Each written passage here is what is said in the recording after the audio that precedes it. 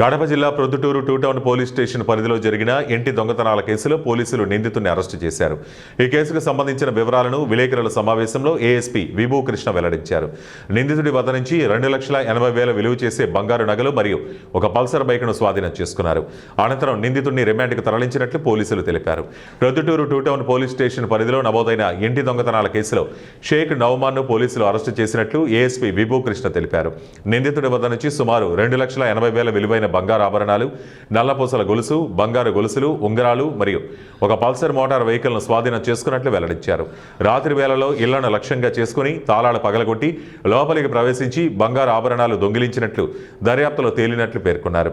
ఇటీవల బాలాజీనగర్ 2 ప్రాంతంలో నమోదైన దొంగతనం ఘటనలోనూ నిందితుడి ప్రమేయం ఉన్నట్లు తెలిపారు. ప్రజలు అప్రమత్తంగా ఉండాలని, అనుమానాస్పద వ్యక్తులు గమనించి లాస్ట్ మంత్ January 22 మన ప్రొద్దుటూరు టూ టౌన్ లిమిట్స్లో బాలాజీనగర్లో ఒక దొంగతనం జరిగింది. ఆ టైంలో క్లూస్ ఏదం లేదు, సస్పెక్ట్స్ ఏదం లేదు. It was a blind case.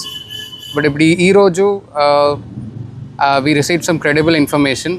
అది తర్వాత నేను మన సిఐ టూ టౌన్ వంశీ గారు and SI Mahaboob Basha and SI Raghavendra Reddy ఒక టీం ఫామ్ చేసి నేను పంపాను. So they did some surprise vehicle checking on Eraguntla Road and caught the accused. Our time lo what you saw 5 items were required. 2 chains undi, 3 rings undi. Tarvata atanu use chesina vehicle kuda manam record chesamu and that also turned out to be the stolen vehicle.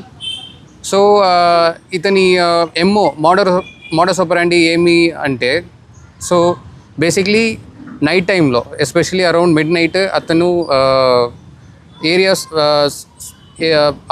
లొకాలిటీలో ఎక్కడ week security ఉందంటే చూస్తాడు. ఎక్కడ CCTV లేదు, ఎక్కడ